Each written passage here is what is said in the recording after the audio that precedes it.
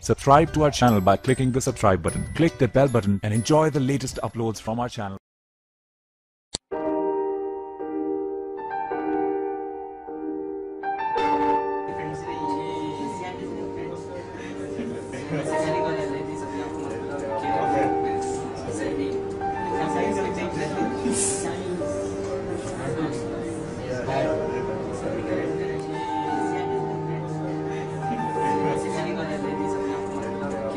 Can I come in, sir?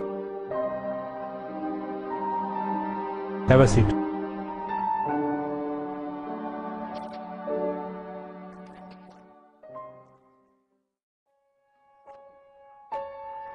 Science. Science, science, science. Science requires proof. As this is my first class with you, I will explain it my way.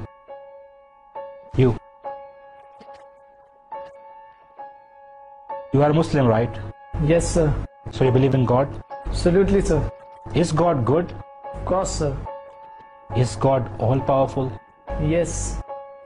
My brother died of cancer, although he prayed to God to heal him. Most of us would attempt to help others who are ill, but God didn't. How is this God good then? You can't answer, can you? Let's start again, young fella. Is God good? Yes, sir. Is Satan good? No. Who created Satan? That's right. Tell me, son, is there evil in this world? Yes, Professor. Evil is everywhere, isn't it? Yes, sir. And God did make everything, correct? Is there sickness, immorality, hatred, ugliness? All these terrible things exist in this world, don't they? Yes, Professor. So who created them? Science says you have 5 senses you use to identify and observe the world around you. Tell me, son, have you ever seen God? No, Professor. Tell us if you have ever heard your God. No, Professor. Have you ever felt your God, tasted your God, smelt your God? Have you ever had any sensory perception of God for that matter? No, I'm afraid I haven't. Yet you still believe in Him. Yes, Professor. According to empirical, stable, demonstrable protocol, science says your God doesn't exist. What do you say to that, my son? Nothing.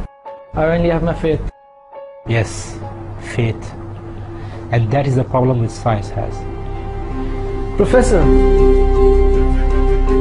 is there such a thing as heat? Yes. And is there such a thing as cold? What kind of question is this? We all know there is cold. No, sir, there isn't. You can have lots of heat, superheat, mega heat, white heat, little heat or no heat, but we don't have anything as cold. We can hit 458 degrees below zero, which is no heat, but we can't go any further after that. There is no such thing as cold. Cold is only a word we use to describe the absence of heat. We cannot measure cold. Heat is energy. Cold is not the opposite of heat, sir, just the absence of it. What about darkness, Professor? Is there such a thing as darkness? Yes, what's night if there isn't darkness? You're wrong again, sir. Darkness is the absence of something.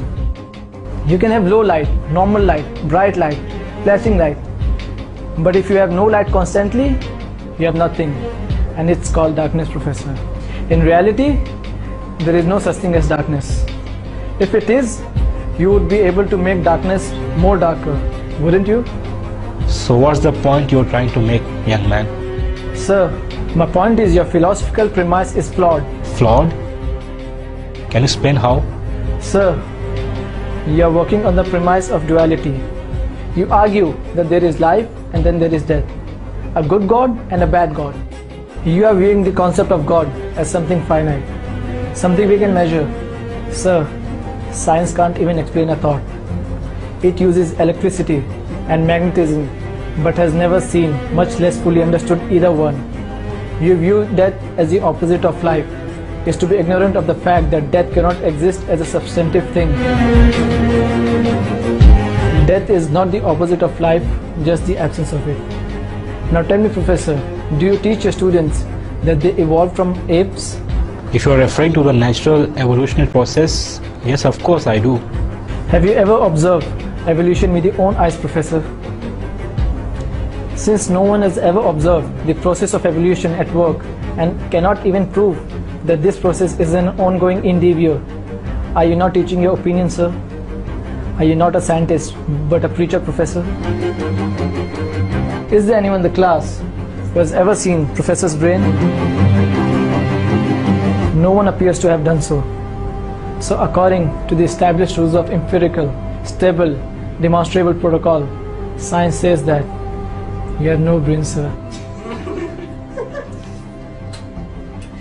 With all due respect, sir, how do we then trust your lectures, Professor? I guess you will have to take them on faith, son. That is it, Professor. The link between man and God is faith. Professor, it is not necessary to see something to believe in it. Sir, have you seen your 10th grandfather? No.